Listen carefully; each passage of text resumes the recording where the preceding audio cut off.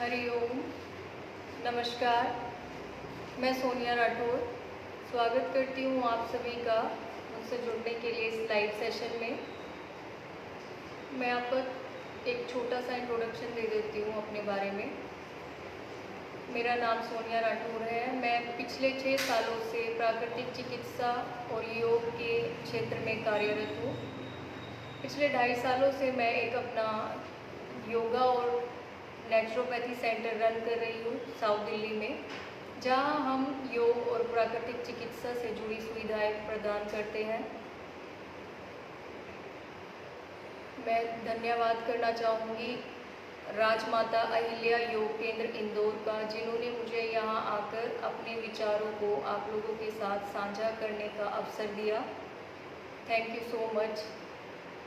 आज जो मेरा विषय है थायराइड, तो उसके बारे में हम बात करेंगे कि थायराइड है क्या, इसके सिम्टम्स क्या है और कैसे आप योग के द्वारा अपने थायराइड को क्योर कर सकते हैं। बिल्कुल आप इससे ठीक योग के द्वारा इसको ठीक कर सकते हैं। ये कोई ऐसी बीमारी नहीं है जो योग से ठीक ना हो सके। तो पहले बात करते हैं कि थायराइड है क्या। आजकल जो थायराइड है काफ़ी ज़्यादा बढ़ता जा रहा है और एक कॉमन डिजीज़ है। हर किसी में जनरली आपको देखने को मिल जाएगी। ये फीमेल्स में ज़्यादातर देखने को पाई जाती है। थायराइड होता क्या है? थायराइड हमारी बॉडी में एंडोक्राइन ग्लैंड्स होते हैं जिनका काम हॉर्मोन्स बनाना होता है। इनमें एक हार्मोन होता है थायराइड, जो कि हमारी गर्दन के बीच वाले हिस्से में होता है। यहाँ पर होता है। ये एक बटरफ्लाई तितली के आकार का होता है, जिसका कलर रेड या मैरून कलर का होता है। थायराइड 2 तरह के हार्मोन को जनरेट करता है, T3 और T4। TSH एक हार्मोन होता है जो हमारी पिट्यूटरी ग्लैंड से निकलता है। ये T3 और T4 के लेवल को कंट्रोल करता है। थायराइड में 2 तरह के हार्मोन जो निकलते हैं, T3 और T4, ये हमारी बॉडी के मेटाबॉलिज्म को रेगुलेट करते हैं और भी ये काफ़ी सारे काम करते हैं बॉडी में। तो आज जो हम बात कर रहे हैं थायराइड की, तो T3 थायराइड की जांच अगर हमें करनी है कि बॉडी में बैलेंस है कि नहीं, तो उसको करवाने के लिए हमें T3 और T4 और TSH का लेवल टेस्ट कराना होता है कि बैलेंस है या नहीं है।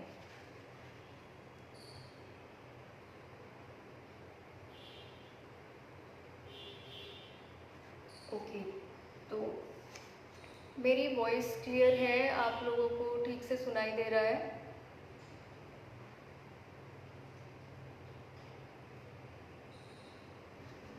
आप जो भी जुड़े हैं एक बार प्लीज़ कमेंट करके बता दें कि वॉइस ऑडिबल है कि नहीं क्लियरली आपको।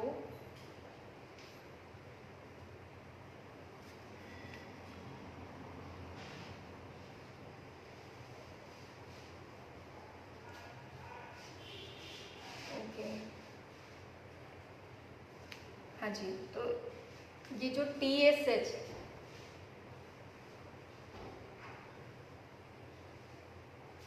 Okay thank you. TSH thyroid stimulating hormone हमारी पिट्यूटरी ग्लैंड से निकलता है, जैसे कि मैंने आपको बताया था पहले भी। T3 और T4 हार्मोन्स का कम या ज़्यादा होना एक थायराइड डिसऑर्डर है। जब ये T3 और T4 का लेवल अप या डाउन हो जाता है, लिमिट से ज़्यादा हो जाता है, तो हमें थायराइडिज्म की प्रॉब्लम होती है, थायराइड डिसऑर्डर हो जाता है। थायराइडिज्म 2 प्रकार के होते हैं, जैसे हाइपोथायराइडिज्म और हाइपरथायराइडिज्म। तो पहले हम बात करते हैं हाइपोथायराइडिज्म की। हाइपोथायराइडिज्म में T3 और T4 का लेवल कम हो जाता है और TSH का लेवल बढ़ जाता है। तो जिसकी वजह से हमारा वेट बॉडी का बढ़ने लगता है। Okay thank you. बॉडी का वेट बढ़ने लगता है। और हाइपरथायराइडिज्म में T3 और T4 हार्मोन का लेवल बढ़ जाता है और TSH का लेवल कम हो जाता है, जिसकी वजह से हमारी बॉडी का वेट कम होने लगता है, वजन कम हो जाता है। तो इसके सिम्टम्स, लक्षण क्या है, हम बात करेंगे अभी लक्षण की। भूख कम लगती है बट वजन हमारा बढ़ने लगता है, या भूख ज़्यादा लगती है, हमारा वेट कम होने लग जाता है। दोनों ही हो सकते हैं क्योंकि दो प्रकार के थायराइड हैं। आलस, थकावट, कमजोरी का महसूस होना और कॉन्स्टिपेशन, कब्ज की शिकायत रहना, हार्ट बीट्स का अप डाउन कम हो जाना, धीमे चलना, बाल ज़्यादा, थायराइड में बाल झड़ने की समस्या बहुत ज़्यादा होती है। स्किन हमारी ड्राई हो जाती है, काफ़ी स्किन ड्राई देखने को मिलती है। हाँ, तो अभी हम बात करेंगे कि कैसे योग के द्वारा इसको ठीक कर सकते हैं।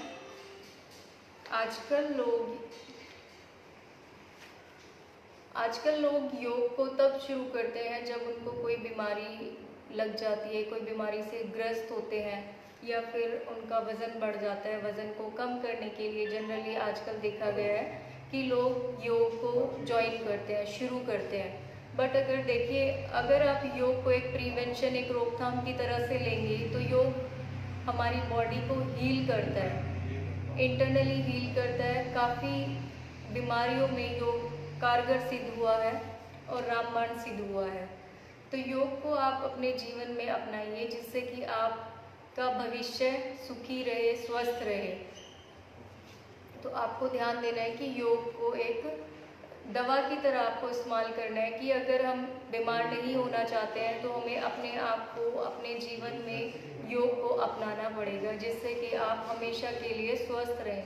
ज़रूरी नहीं है कि कोई हमें बीमारी आए उसके बाद ही हम योग को स्टार्ट करें।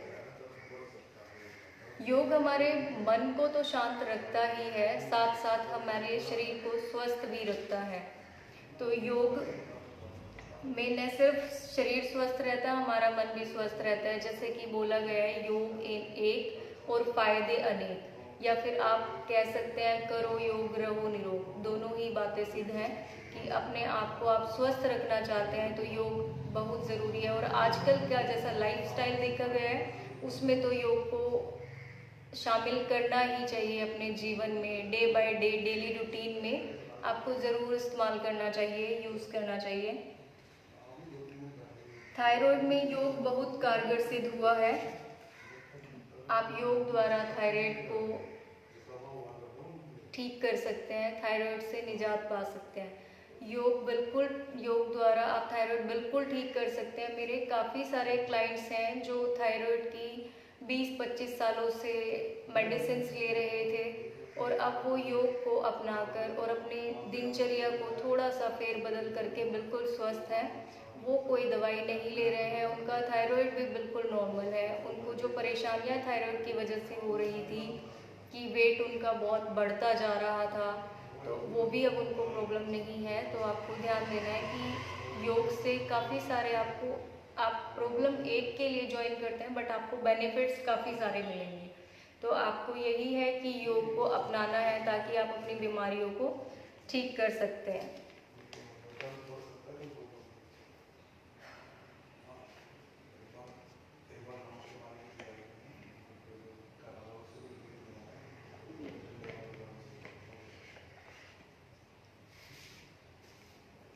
मैं आपको यहाँ पर कुछ आसन और प्राणायाम बताऊंगी जिससे आप योग द्वारा, आसनों द्वारा, प्राणायाम द्वारा अपने थायराइड को ठीक कर सकते हैं पूरी तरह से। थायराइड ऐसी बीमारी नहीं है जो आप बिल्कुल ठीक ना कर सकें। ये इजीली आप थोड़ी सी मेहनत करेंगे तो बिल्कुल ठीक हो सकता है।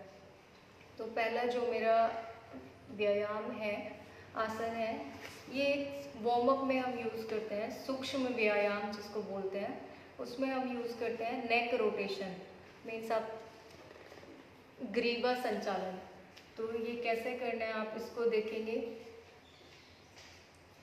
इसमें क्या करना है, हमें गर्दन को धीरे धीरे घुमाना है, आंखें अपनी खुली रखनी है। और योग में एक ज़रूरी चीज़ ये है कि हमें अपनी ब्रीदिंग और पोस्चर दोनों का ध्यान देना होता है। अपनी श्वास क्रिया और पोस्चर्स को क्लियरली हमें अभ्यास करना चाहिए योग में।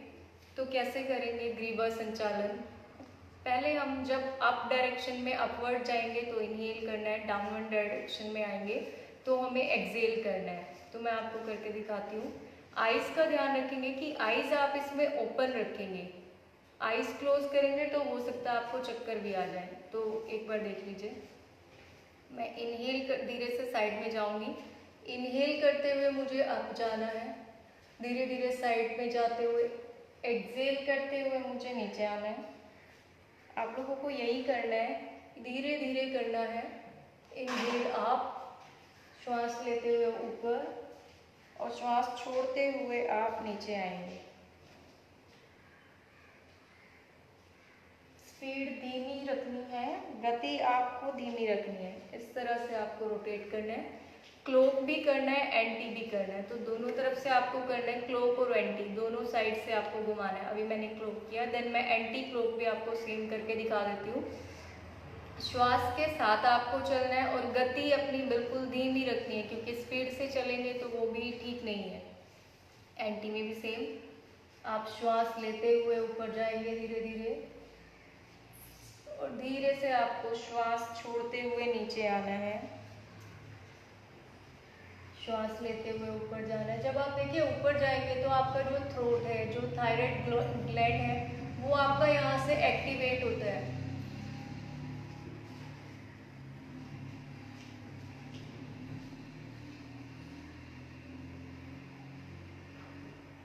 ये था नेक रोटेशन, ग्रीवा संचालन। इसको आप धीरे धीरे से 5 टाइम्स 10 टाइम्स इजीली कर सकते हैं। 5 से 10 बार आप क्लोक और एंटी क्लोक दोनों डायरेक्शन में घुमाइएगा, तो इससे जो आपका ये थायराइड ग्लैंड है ये एक्टिव होता है और ठीक से काम करता है। क्योंकि हमें अपना ये पार्ट बेसिकली स्ट्रेच करना होता है कि जब ये आपका स्ट्रेच होगा तो ये जो थायराइड ग्लैंड है ये आपका ठीक से काम करेगा, हॉर्मोन्स को ठीक से रिलीज करेगा, बैलेंस करेगा। नेक्स्ट जो हमारा है सर्वांग आसन। तो मैं आप इस जैसे कि आपको नाम से ही पता चल रहा है, सर्वांग आसन, सर्व अंगों का एक आसन, पूरी बॉडी का ये आसन है। इस एक व्यायाम से आपके पूरे शरीर को काफ़ी सारे फायदे मिलते हैं, पूरे शरीर का व्यायाम हो जाता है।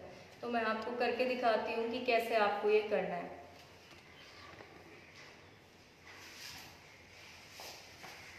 पहले आपको धीरे से लेट जाना है अपने आसन पर।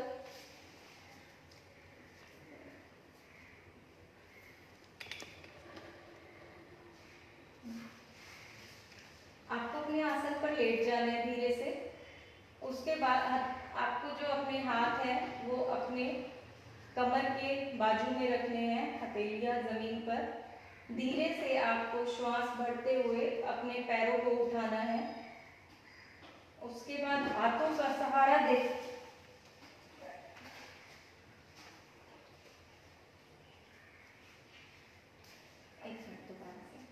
धीरे से अपने पैरों को उठाना है। श्वास भरते हुए अपनी कमर को सहारा देते हुए आपको अपने पैरों को सीधा करना है इस तरफ। यहाँ पर श्वास की गति आप धीमी रखेंगे, धीरे से इनहेल करेंगे, एक्सहेल करेंगे। यहाँ पर 10 से 15 सेकेंड आप आराम से होल्ड कर सकते हैं।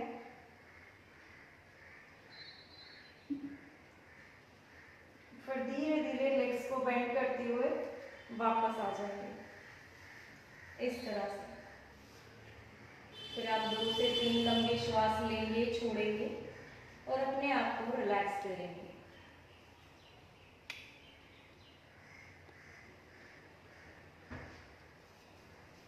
तो ये था हमारा सर्वांगासन।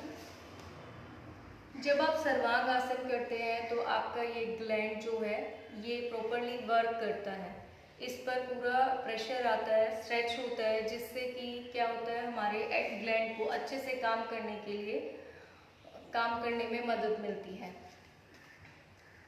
नेक्स्ट जो हमारा थर्ड आसन है वो है हलासन। सेम सर्वांगासन से थोड़ा सा डिफरेंट है, बट उसी से होते हुए आपको हलासन में जाना है। तो मैं आपको दिखा रही हूँ कि कैसे आपको हलासन करना है।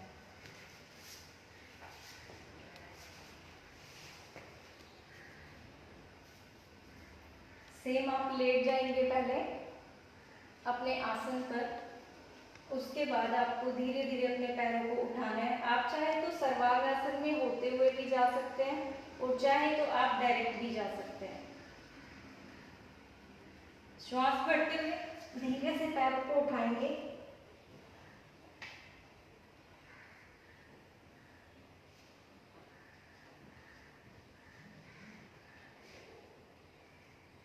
और फिर धीरे धीरे वापस आ जाएंगे। यहाँ पर भी आपको श्वास बिल्कुल धीमे रखने हैं, स्पीड नहीं बनानी है। तो इसी तरह से आपको ये हलासन में जब आप जाते हैं तो आपको थायराइड के लिए हलासन काफ़ी हेल्पफुल है आपके थायराइड को ठीक करने में।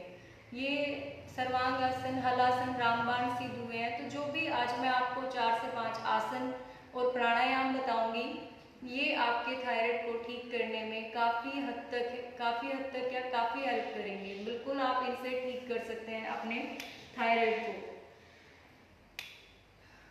नेक्स्ट जो हमारा आसन है फिश पोज, मत्स्यासन, इसको इंग्लिश में फिश पोज भी कहते हैं, मत्स्यासन। जब आप मत्स्यासन करेंगे, इस आसन को इन सभी आसनों के काफ़ी सारी प्रॉब्लम्स में यूज़ होते हैं। ये नहीं कि सिर्फ एक थायराइड में ही आप यूज़ करते हो, ये एक आसन आपका काफ़ी सारी प्रॉब्लम्स में यूज़ होता है। इसी तरह से मत्स्यासन भी आपकी काफ़ी सारी प्रॉब्लम्स में फ़ायदा देता है। जैसे थायराइड में कॉन्स्टिपेशन की या जॉइंट्स पेन की भी प्रॉब्लम होती है, तो जब आप मत्स्यासन करेंगे तो आपके गर्दन को जो तनाव है, जो अकड़न है, वो दूर होगी और थायराइड भी आपका ठीक होने में मदद मिलेगी। प्लस आपकी कॉन्स्टिपेशन में भी ये हेल्प करेगा, बैक पेन में आपको काफ़ी हेल्प करेगा।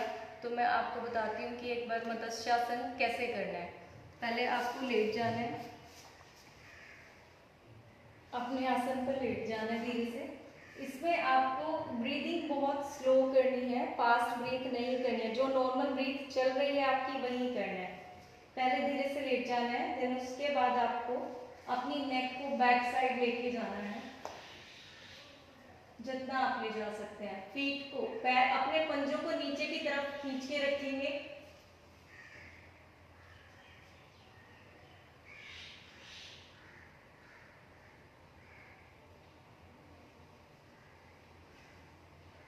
फिर धीरे से वापस आ जाना है। इसको आप एक बार और देखिए, मैं दोबारा आपको दिखाती हूँ। इसमें जल्दीबाजी नहीं करना है, जितना धीरे आप कर पाए उतना अच्छा है। एक बार अगेन आप देख लीजिए। धीरे से इनहेल करते हुए आपको नेक को बैक साइड लेके जाना है। उसके बाद आप श्वास अपनी नॉर्मल रखेंगे, जैसे चल रही है वैसे ही रखेंगे।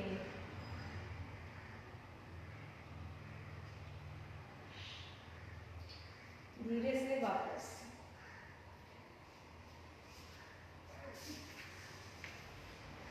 ये था हमारा चौथा आसन, मत्स्यासन। तो आपको ये जल्दीबाजी में नहीं करना है, क्योंकि आप नेक का यूज़ कर रहे हैं, तो आपको धीरे से करना है, झटका नहीं मारना है बिल्कुल भी, ठीक है। तो जब आप मत्स्यासन करेंगे तो एक आपकी नेक पे एक काफ़ी अच्छा सा स्ट्रेच आएगा, जो हमें ज़रूरत होती है थायराइड में।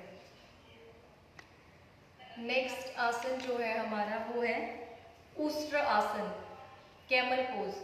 तो जब आप इसको करेंगे तो देखिए, आसन जब आप करेंगे तो बड़े ही ध्यान से और बड़े ही आराम से करेंगे, किसी जल्दीबाजी में, हरी में आप ना करें बिल्कुल भी।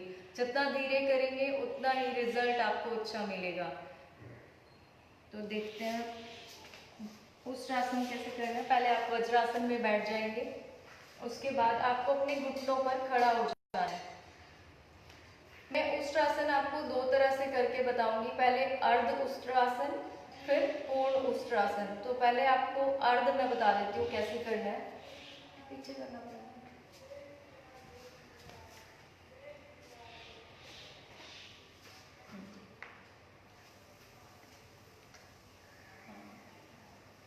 देखिए, आप अपने घुटनों पर खड़े हो जाएंगे और जो आपको अपने नीज में गैप करना है, घुटनों को खोलना है, वो अपने कंधों के बराबर घुटनों को खोलना है।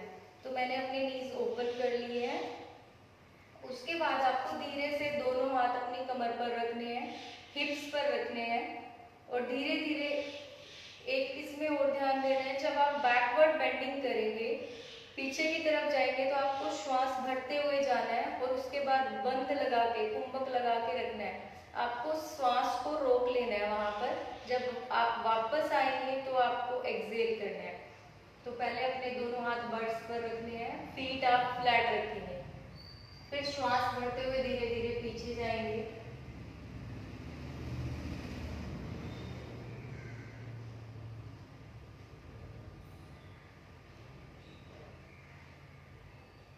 धीरे से श्वास छोड़ते हुए वापस आएंगे। इसमें आपको अपनी आईज ओपन रखनी है, आंखें खुली रखनी है, आंखें बंद नहीं करेंगे, अदरवाइज चक्कर भी आ सकते हैं। तो एक बार और देख लीजिए आप अर्ध उष्ट्रासन कैसे करना है। श्वास भरते हुए पीछे जाएंगे, इसमें अपनी गर्दन को पीछे की तरफ लटका के रखेंगे, जिससे हमारा नेक और ग्लैंड दोनों स्ट्रेच हो। धीरे से श्वास छोड़ते हुए आप वापस आ जाएंगे। तो ये हमारा अर्ध उष्ट्रासन था। अभी मैं पूर्ण उष्ट्रासन बताती हूँ कि कैसे आपको करना है।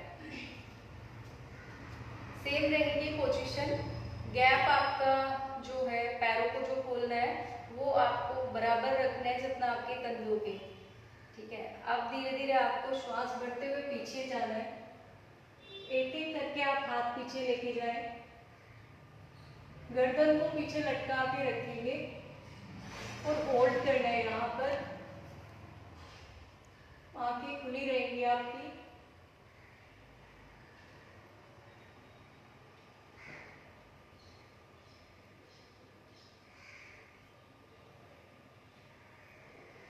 धीरे से श्वास छोड़ते हुए वापस आ जाना है।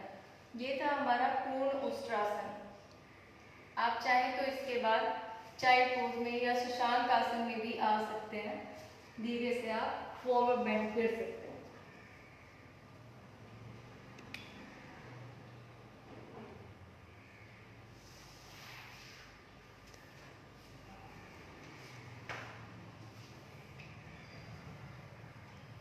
अभी जो हमारा लास्ट आसन है वो है सिंहासन। सिंहासन आपको कैसे करना है, इसमें ये थायराइड के लिए बहुत अच्छा और उपयोगी आसन माना गया है। ये करना बहुत इजी है, बट बस देखने में थोड़ा टफ लगता है, अदरवाइज ये बहुत ही आसान है। आप इसको डेली कर सकते हैं और कोई भी इसको कर सकता है। किसी को अपर बॉडी की कोई भी प्रॉब्लम हो, थ्रोट गले से ऊपर की कोई भी समस्या हो, इसको हर कोई कर सकता है। तो पहले मैं आपको बता देती हूँ कैसे करना है। आपको श्वास लेना है, उसके बाद सिंह की तरह, शेर की तरह दहाड़ना है आपको। जितना आप श्वास लेकर जितनी जोर से आप दहाड़ सकते हैं उतना जोर से आपको ये करना है। तो देखिए कैसे करना है। इसकी पोजीशन है, आपको इस तरह से वज्रासन में बैठ जाना है। उसके बाद फिर आपको घुटनों में थोड़ा गैप करना है, इस तरह से अपने नीज को ओपन कर लेना है। देन दोनों हाथों की पाम्स आपको इस तरह से रखना है आगे की तरफ। आपको जब ये करेंगे तो अपने थर्ड आई पर, अपने आईब्रोज के सेंटर आज्ञा चक्र पर आपको ध्यान लगाना है अपना। श्वास लेना है, उसके बाद जीभ को बाहर निकाल कर जोर से दहाड़ना है। देखिए कैसे। जब आप ये करेंगे तो आपकी आईज ऊपर देखना है आपको। तो कैसे,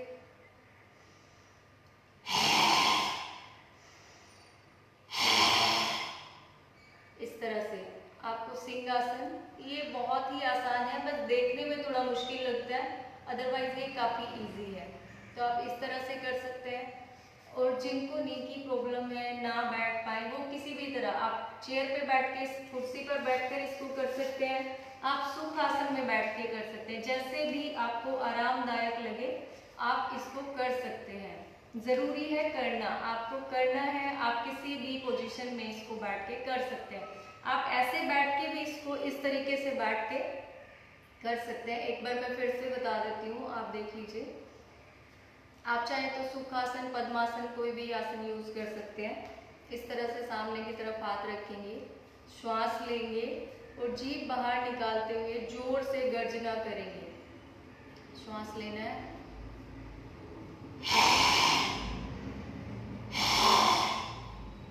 ये था हमारा सिंहासन। इसको आप इस तरीके से करेंगे तो ये आपके थायराइड ग्लैंड को बहुत ही अच्छे से एक्टिवेट करेगा, जिससे वो अपना काम ठीक से कर पाए, हॉर्मोन्स को ठीक से जनरेट कर पाए।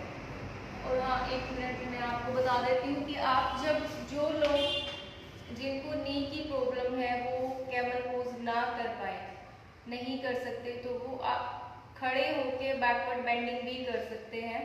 एक बार मैं दिखा देती हूँ कैसे।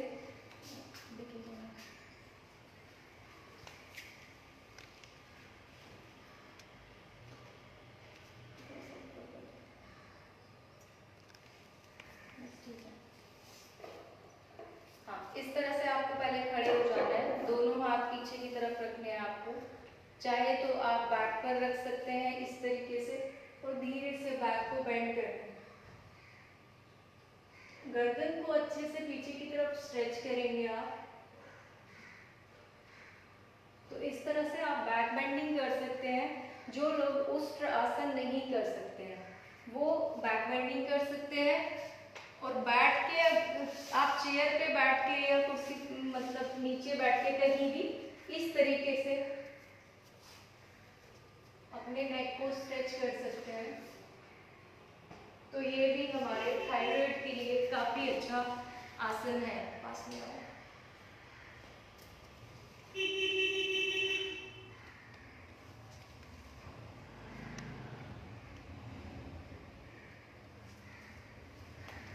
तो ये हमारे आसन थे। अभी मैं आपको कुछ 2-3 प्राणायाम बताऊंगी जो आपके थायराइड को ठीक करने में हेल्प करेंगे। साथ साथ ये थायराइड के साथ साथ और भी काफ़ी सारे प्रॉब्लम्स में आपको हेल्प करेंगे। बॉडी को ठीक करेंगे, फ्रेश करेंगे, आपके माइंड को रिलैक्स करेंगे। तो जो नेक्स्ट हमारा आसन है उज्जयी प्राणायाम। उज्जयी प्राणायाम भी थायराइड के लिए बहुत अच्छा प्राणायाम माना गया है। ये आपके गले की प्रॉब्लम को काफ़ी ठीक करता है। तो जब आप उज्जयी करेंगे तो आपको अपने थ्रोट से एक श्वास भरते हुए एक साउंड के साथ आपको श्वास लेनी है। तो जब आप श्वास लेंगे तो एक आवाज़ आपकी निकलेगी जिससे आपके गले में एक वाइब्रेशन, एक कंपन महसूस होगा जो थायराइड के लिए काफ़ी अच्छा है। तो सबसे पहले आपको अपनी श्वास बाहर निकालनी है पूरी। उसके बाद आप श्वास लेंगे। मैं 2 तरह से इसको आपको करके बताऊंगी, एक बंद के साथ और एक नॉर्मल। तो आपको पहले मैं नॉर्मल करके दिखाती हूँ कैसे करना है।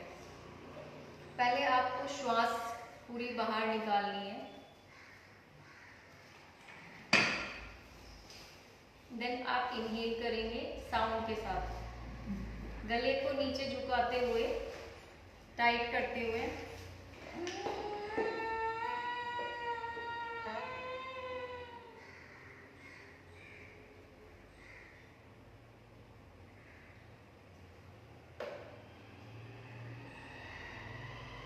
धीरे से अपने लेफ्ट नोस्ट्रल से आपको श्वास को बाहर निकालना है।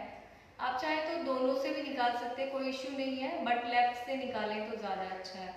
तो ये तो हमने बिना जालंधर बंद के किया है, बट जब आप अगर अपने जालंधर बंद के साथ इसको करेंगे तो ये और भी ज़्यादा लाभदायक होगा। अब मैं जालंधर बंद के साथ कैसे करना है वो बताती हूँ। उसमें आप 5-10 सेकेंड्स धीरे धीरे आप समय को बढ़ा सकते हैं, 5 सेकेंड, 10 सेकेंड, 15 सेकेंड, 20 सेकेंड, जितना आप बढ़ा पाए। ठीक है, तो पहले श्वास को बाहर निकालना है, फिर श्वास भरेंगे,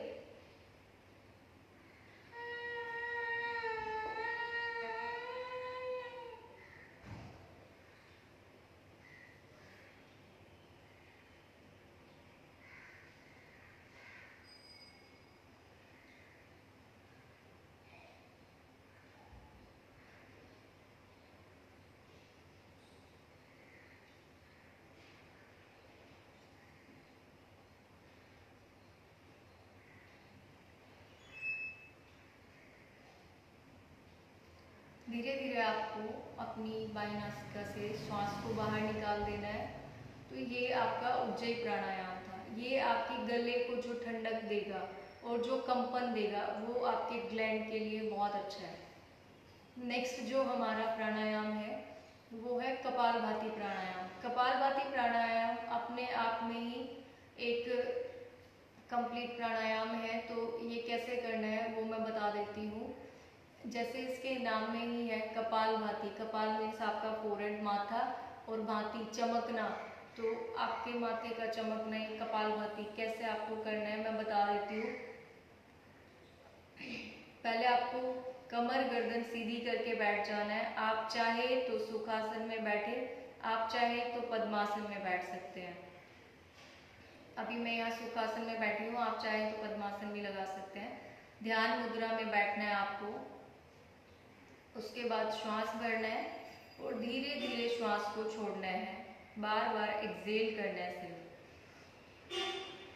इनहेल करेंगे पहले,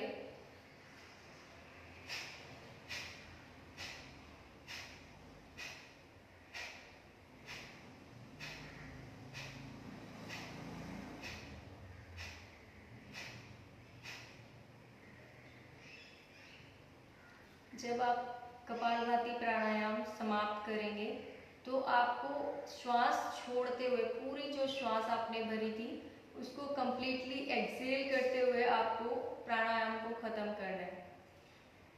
एक बार मैं फिर से ये करके बता देती हूँ आपको कैसे करना है। जब आप प्राणायाम करते हैं तो आपको अपनी कमर और गर्दन सीधी रखनी है। योग में ये ज़रूरी है कि आपका पोस्चर और ब्रीथ दोनों ही एक्यूरेट करेक्ट होनी चाहिए। तो आपको जब आप प्राणायाम करेंगे तो आपकी स्पाइन बिल्कुल सीधी होनी चाहिए, इरेक्ट होनी चाहिए। देन आप ध्यान मुद्रा में बैठ सकते हैं। उसके बाद श्वास भरनी है आपको और बार बार सिर्फ एक्सहेल, श्वास को छोड़ना है। एक बार फिर से देख लीजिए। श्वास भरेंगे,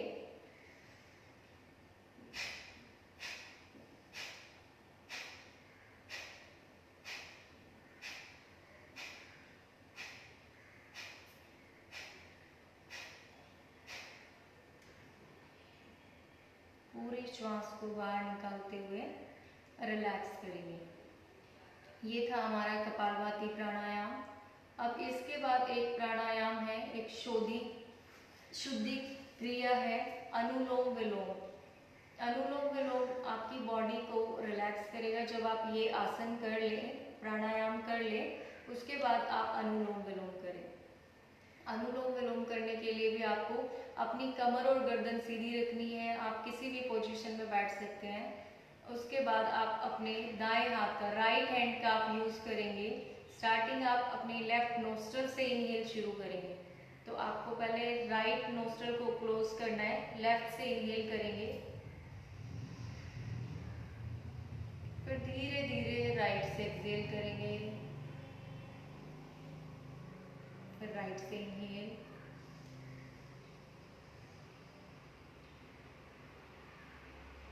राइट को बंद करके लेफ्ट से धीरे धीरे श्वास को छोड़ेंगे।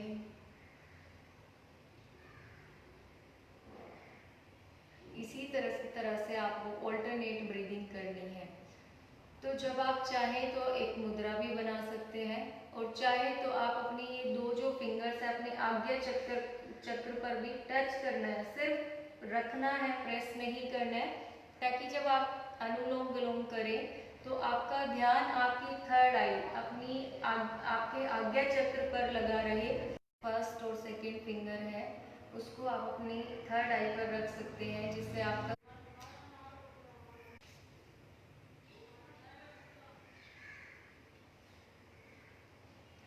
तो आप एक बार देख लीजिए कैसे आपको अनुलोम विलोम करना है। मैं फिर से बता देती हूँ। आपको अपनी फर्स्ट और सेकंड फिंगर को, इंडेक्स और मिडल फिंगर, पहली दो उंगलियों को अपनी आज्ञा चक्र पर, अपनी तीसरी आंख पर रखना है। अंगूठे से आप अपनी राइट वाली आंख को, इसमें आप आंखें बंद रखें तो ज़्यादा अच्छा है, ताकि आपका ध्यान भी साफ साफ हो जाए। आपको अपने अंगूठे से दाईं नाक को बंद करना है और श्वास आप लेफ्ट नोस्ट्रल से भरेंगे,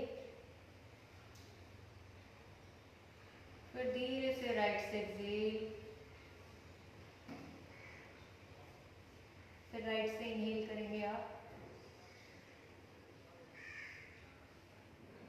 लेफ्ट से एक्सेल,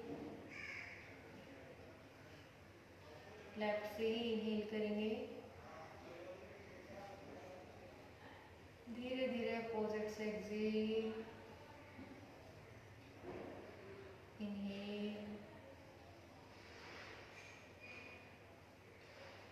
लेफ्ट से एक्सेल करेंगे और श्वास छोड़ते हुए आपको रिलैक्स करेंगे। एक हमारा लास्ट प्राणायाम है भ्रामरी। भ्रामरी प्राणायाम आपकी गले की कोई भी समस्या हो उसमें आपकी बहुत मदद करता है उसको ठीक करने में। तो जैसा कि थायराइड भी हमारे गले की ही प्रॉब्लम है, तो भ्रामरी प्राणायाम हमारे थायराइड को भी ठीक करने में हेल्प करता है, क्योंकि जब आप भंवरे की तरह गुंजन करते हैं तो हमारे गले में एक कंपन, एक वाइब्रेशन जो होती है वो हमारे ग्लैंड को एक्टिव करने में और ठीक से काम करने में, हॉर्मोन्स को प्रॉपरली रिलीज करने में मदद करता है। तो कैसे आप भ्रामरी प्राणायाम करेंगे वो आप देख लीजिए एक बार। आप चाहे तो पद्मासन, सुखासन किसी भी पोजीशन में बैठ जाएं। उसके बाद आपको जो फिंगर्स की, हाथों की मुद्रा रखनी है वो कुछ इस तरह से होगी। आप अपने थंब से ईयर को, आपके कान के जो ढक्कन है, ईयर लीड को बंद कर देना है ताकि आपको बाहर की कोई आवाज़ ना सुने। आप अपनी वाइब्रेशन को पूरी तरह से फील कर पाए, महसूस कर पाए। कान को बंद करेंगे, फिर आपकी जो सबसे छोटे वाली उंगली है वो अपर लिप के पास रखेंगे। आपकी जो रिंग फिंगर है, थर्ड फिंगर, उसको आपको नोज के साइड में रखना है। प्रेस नोज को क्लोज नहीं करना है क्योंकि आपको नोज से ही इनहेल करना है, तो उसको जस्ट टच करेंगे आप। फिर आप थर्ड, जो आपकी सेकेंड फिंगर है, मिडल फिंगर, वो आपको अपनी आईज के पास रखना है, और जो आपकी इंडेक्स फिंगर है वो आप आईब्रो पर रख सकते हैं। तो एक बार देखिएगा कैसे करना है। नोज से इनहेल करना है,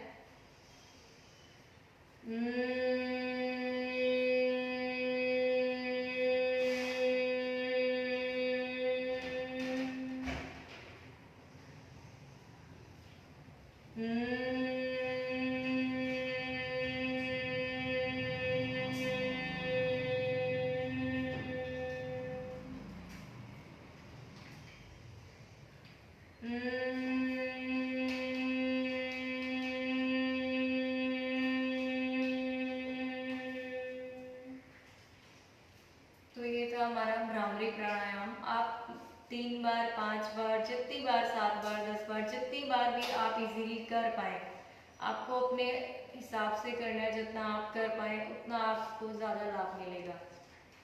तो कई बार इसको करते वक्त खांसी भी हो जाती है, क्योंकि कुछ लोगों को जिनको आदत नहीं होती है, जब वो बीट का साउंड कर रहे होते हैं, भंवरे की तरह गुंजन कर रहे होते हैं, तो गले पर थोड़ा ज़्यादा प्रेशर लग जाए तो उससे आपको खांसी भी हो सकती है।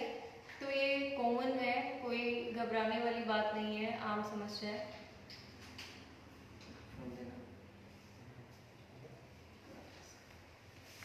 अगर आप लोगों का कोई सवाल हो तो आप पूछ सकते हैं।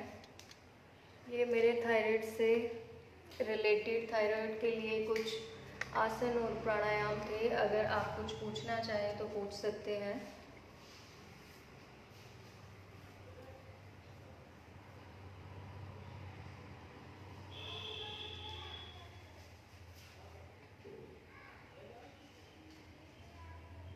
ओके, कोई बात नहीं। अगर आपका कोई भी सवाल हो तो आप कमेंट बॉक्स में लिख सकते हैं, मैं उसको आंसर करूँगी। और आप मुझसे जुड़ने के लिए फेसबुक पर भी जुड़ सकते हैं। वृंदा नेचर क्योर एंड योग के नाम से मेरा फेसबुक आईडी है, उस पर आप जुड़ सकते हैं। वृंदा वेलनेस मंत्रा के नाम से मेरा यूट्यूब चैनल और इंस्टाग्राम अकाउंट है, आप मुझे वहाँ भी मुझसे जुड़ सकते हैं, मैं अवेलेबल हूँ। तो